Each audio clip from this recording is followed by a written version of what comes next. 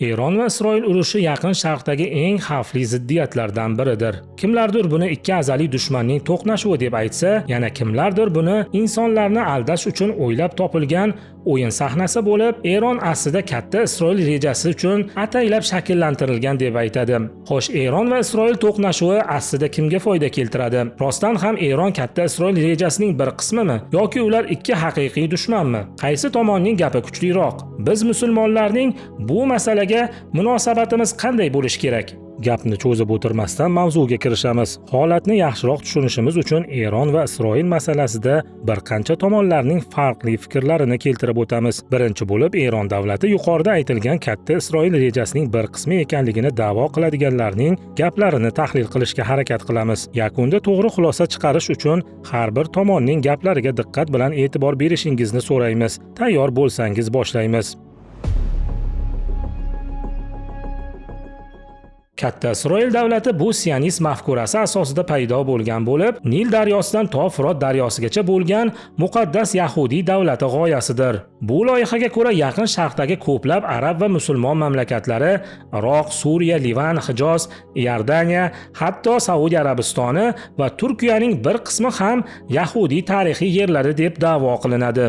Bu rejani ayrim yahudiy siyosatchilar va harbiy strateglar ham o'z og'zi bilan ochiq tan olishgan. Masalan, sionizm mafkurasining asoschisi Theodor Herzl 1904-yilda yahudiy davlatining yerlarini Nil daryosidan to Firot daryosiga qadar bo'ladi deb aytgan. Mashhur sionist yahudiy rabbi Yehuda Fishman 1947-yilda yahudiylarga va'da qilingan yerlar Nildan Firotga qadar bo'ladi. Bu davlat Suriya va Livanning bir qismini o'z ichiga oladi va kattalashadi deb aytgan edi. Bundan tashqari 1980-yilda Isroil Tashqi ishlar vazirligida maslahatchi hamda harbiy strateg bo'lib ishlagan Oded Yenonning 1982-yilda Isroil atrofidagi musulmon davlatlarni parchalarga bo'lib tashlash orqali mintaqada yagona kuchga aylanishi kerak degan gaplari hamda hozir Isroil moliya vaziri Smotrichning 2023-yil mart oyida Parij shahrida katta Isroil xaritasi tasvirlangan plakati oldida Falastinlik degan narsa yo'q, chunki Falastin degan xalqning o'zi yo'q deb aytgan gaplaridan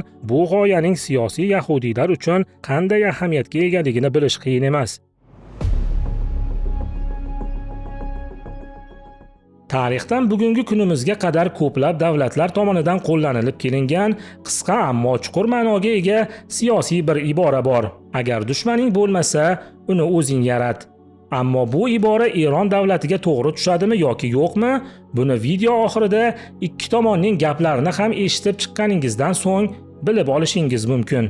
Eron ko'pchilik nazarida Isroilga qarshi ko'rinsa-da, aslida Isroilning bor bo'lishi hamda kuchayishini ta'minlab beruvchi sun'iy davlatdir deb aytadigan siyosatchilar soni ham talaygina topiladi. Turkiyaning iste'fodagi dengiz kuchlari admirali doktor Jihad Yaychi ham aynan mana shunday fikrga ega siyosatchilardan biri hisoblanadi. Eron bugunga qadar nimalar qildi? Eron haqiqatan Isroil dushmanimi? Eron bo'lmaganda Isroil bu qadar qurollangan bo'larmidi? Dunyo hamjamiyati oldida qonuniy davlat sifatida ko'rsatilarmidi? Yo'q, albatta. 1979-yilda Eron davlatiga qayerda asos solindi bilasizmi? Parijda. Xumayni qayerdan keldi? Parijdan keldi. Muvaqqat hukumat qayerda tashkil etildi? Parijda. Tehronga aynan qaysi samolyot bilan keldi? Air France'da keldi. Xumayni birinchi bo'lib nima dedi? Sionistlarni xaritadan o'chirib tashlaymiz. G'arb shaytondir dedi. Lekin shukr namozi qilayotgan vaqtda Xumaynining orqasida Amerika elchisi va yahudiy rabbi turgan edi. O'sha lavhalar hali ham bor. O'sha vaqtlarda Eronning vazifasi nima edi? Isroilning xavfsizligi va rivojlanishi, kuchayishi va hokazo.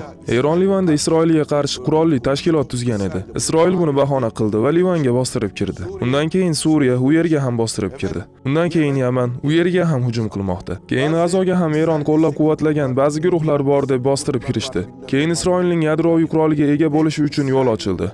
Nima sababdan? Chunki Eron Isroilga hujum qilmoqda. Eronning xavfli raketalari bor.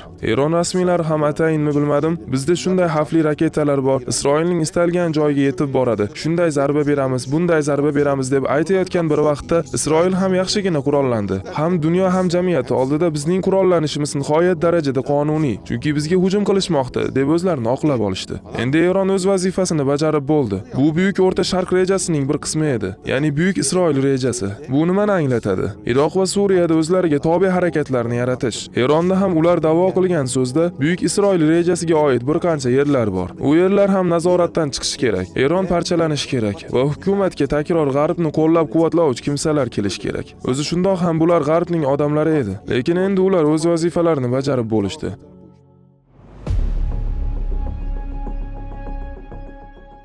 Masalaning chalkash tomoni ham aynan mana shu yerda. Agar Eron Isroilning borligi va uni kuchayishini ta'minlab beruvchi qo'g'irchoq davlat bo'lsa, unda nima uchun bugun Eron Isroilga ballistik raketalar otmoqda va Isroil bosqinchilariga katta zarar yetkazmoqda? Keling shu haqida ozroq to'xtalib o'tamiz. 2025-yil 13-iyul kuni Isroil armiyasi Yuksalgan Arslon operatsiyasini boshladi. Hujumlarda Eron yadroviy va harbiy obyektlariga havo kuchlari va maxfiy josuslar orqali zarba berdi. Natans yadroviy markazi Eronning ballistik raketalar ishlab chiqarish joylari nishonga olindi. Ushbu hujumlarda bir necha yuqori martabali shaxslar va yadroviy olimlar ham yo'q qilindi. Buni Eron tomoni ham rasmiy bayonotlari bilan tan oldi. Shundan keyin 14 va 16-iyun kunidan boshlab bugungi kungacha Eron Isroilga ballistik raketalar va hujumkor dronlardan iborat 600 ga yaqin havo hujumlarini amalga oshirdi. Rasmiy ma'lumotlarga ko'ra ushbu hujumlarda 19-iyun hisobi bilan 30 ga yaqin yahudi o'ldirilgan, 600 dan ortiq sionistlar turli ko'rinishda jarohat olgan. Bundan tashqari Eron tomonidan sionistlarning bir qancha harbiy va strategik obyektlariga ham aniq zarbalar berildi. Masalan, 19-iyun kuni ertalab Isroilning G'azoda jang qilgan va jarohatlangan askarlarining aksar qismi davolanayotgan Tel Avivdagi Soroka Medical Center kasalxonasiga qilingan raketa hujumi va bu hujum natijasida 50 dan ortiq yaralangan, bir qanchasi o'ldirilgan yahudiylar yoki bo'lmasa Eronning Hayfa gazni qayta ishlash zavodiga bergan zarbasini olaylik. Bularning barchasi shunchaki tasodif emas. Eron oldinlari bo'lgani kabi Isroilning istalgan joylariga emas, balki reja bilan oldindan belgilangan nishonlarni aniqlik bilan nishonga olmoqda. AQSh tomonidan taqdim etilgan mashhur temir gumbaz va Arrow 2, Arrow 3 nomli Isroil havo mudofaa tizimlari Eron tomonidan otilgan ko'plab raketa va dronlarni urib tushirayotgan bo'lsa-da, barcha hujumlarni qaytarishga ojizlik qilmoqda va Eron raketalari nishonlarga borib urilmoqda. Bularning barchasi rasmiy tasdiqlangan, inkor qilib bo'lmas faktlardir va bu tabiiyki Isroil uchun juda katta yo'qotishlarga sabab bo'lmoqda. Bularni shunchaki o'yin deyish hech qanday mantiqqa to'g'ri kelmaydi. Endi ikkinchi tomonning, ya'ni Eron sun'iy yaratilgan davlat emas, Eron va Isroil to'qnashuvlari haqiqiy urushdir deb aytadigan siyosatchilar va tahlilchilarning gaplarini ko'rib chiqamiz. Eron va Isroil urushi haqiqiy urush bo'lib, Eron katta Isroil davlati rejasining bir qismi emas va bu xato tushunchadir. Eron yuzlab yillik tarixga ega bo'lgan qadimgi mamlakatdir. Isroilning bosqinchi davlat sifatida rasman tashkil topganiga esa hali 100 yil ham bo'lgani yo'q. Eron Isroil tashkil topishidan ancha yillar avval ham bor bo'lgan va o'ziga yarasha harbiy kuchga ega bo'lgan davlatdir. Bundan tashqari yuqorida keltirib o'tilgan Eronning Isroilga qarshi raketa hujumlari va buning Isroilga qay darajada zarar keltirgani, boshqa tomondan esa Isroilning Tehrondagi bir qancha katta lavozimli generallarni o'ldirgani va Eronning o'nlab strategik nuqtalariga zarbalar bergani, bularning barchasi Eron Isroil uchun qurilgan sun'iy davlat emasligi va bu yerda haqiqiy urush ketayotganini ko'rsatmoqda. Shu o'rinda butun jahon ulamolari a'zosi, Falastin ulamolari hay'ati rahbari Dr. Navof Takruriyning quyidagi gaplarini ham keltirib o'tamiz. Biz bugun yashayotgan murakkab va og'ir vaziyatda sionistlarning jinoyatlari chegaradan chiqib ketgani va ular butun mintaqani o'z hukmronligi ostiga olish orqali katta Isroil orzusini ro'yobga chiqarishga bo'lgan aniq istagini e'lon qilgan bir paytda, Eron va sionistik rejim o'rtasida davom etayotgan urushga nisbatan shar'an va siyosiy jihatdan qanday pozitsiya tutishimiz kerakligi haqida to'xtalib o'tishimiz lozim. Ko'pincha bizning bu boradagi qarashlarimizga har ikki tomon, Eron va sionistik rejim mintaqamizga keltirgan vayronalar, fojialar ta'sir ko'rsatadi. Shubha yo'qki, har ikkisi ham musulmon diyorlariga katta zarar yetkazgan. Eron o'z vaqtida 4 ta arab poytaxtini nazorat ostiga olgan holda bizning yurtlarimizga fasod tarqatgan. Ammo ayni paytda u Falastin xalqining jihodiga nisbatan ayrim ijobiy pozitsiyalarni ham egallagan. Bu esa ularning mintaqadagi manfaatlariga bog'liq edi. Eronning mintaqadagi ahli sunna bo'lgan musulmonlarga qarshi jinoyatlari, Allohga shukrki, bugun zaiflashdi. U Suriya hududidan chiqarib yuborildi. Livan va Iroqda ham ta'siri sezilarli darajada kamaydi. Garchi mutlaqo yo'qolmagan bo'lsa ham, ammo haqiqiy Haqiqiy savol quyidagicha: biz rostdan ham bu urushdan chetda qolib omon chiqamizmi? Yoki bu urush biz istasak ham istamasak ham bizning urushimiz hammi? Bu urushni ikki dushman o'rtasidagi ziddiyat deb baholab, neytral pozitsiyada tutishimiz kerakmi? Yoki aslida bu juda xavfli masala bo'lib, Eronni nishonga olayotgan kuchlar ertaga bizni ham nishonga olishni rejalashtirganmi? Tarixdagi fojialar unutilib yubormasligi kerak, ammo bu fojialar kelajak manfaatini himoya qilishga to'sqinlik qiladigan darajada hozirgi qarollarimizga ta'sir qilmasligi lozim. Hech kimdan Eronga bo'lgan og'riqli xotiralarni unutish so'ralmaydi.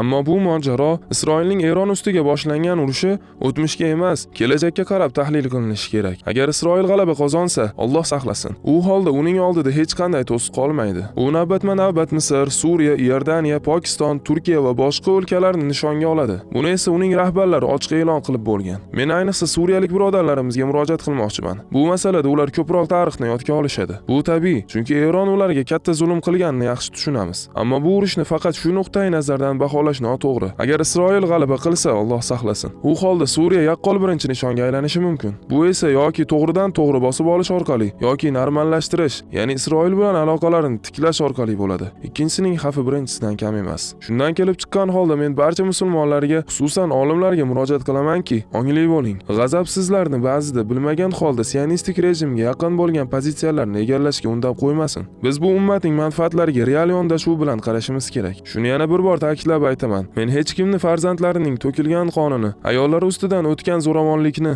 bosib olingan huquqlarni unutishga chaqirmayapman. Lekin bugungi holatda e'tiborimizni qaratishimiz kerak bo'lgan narsa butun ummatning mavjudligi va kelajagidir. Isroil nafaqat Eronga yoki nafaqat Falastinga qarshi, balki u butun mintaqani egallash va butun ummatni yo'q qilish niyatida. Eron bilan Isroil o'rtasida tenglikka asoslangan pozitsiyani egallash to'g'ri emas.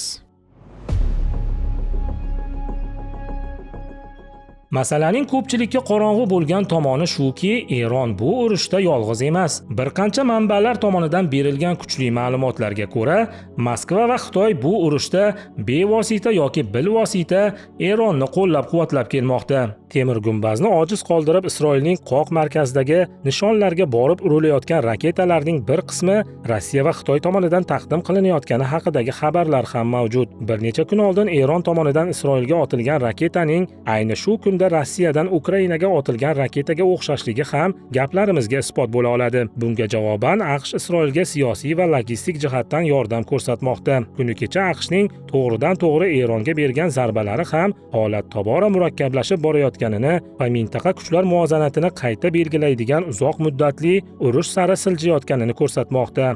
Shuningdek, yana boshqa ishonchli manbalarga ko'ra, yaqinda Xitoy qurol va raketalardan iborat harbiy paketni Eron bazalariga joylashtirgani, ikki davlat o'rtasidagi harbiy hamkorlik yangi bosqichga o'tgani bildirilmoqda. Boshqa tomondan Kreml matbuot kotibi Dmitriy Peskov ham Rossiya Eron bilan yaqin munosabatda ekanini ma'lum qildi. Kimdir aytishi mumkin, Rossiya va Xitoyning Eronni qo'llab-quvvatlashi nimaga kerak? Juda kerak-da. Agar Isroil Eron bilan uzoq vaqtli urushga kiradigan bo'lsa, AQSh bor kuchi bilan Isroilning orqasida turishga harakat qiladi va barcha e'tiborni O'rta Sharqqa qaratadi. Bu esa o'z-o'zidan Ukrainada Rossiya foydasiga, Tayvanda esa Xitoyning foydasiga xizmat qiladi.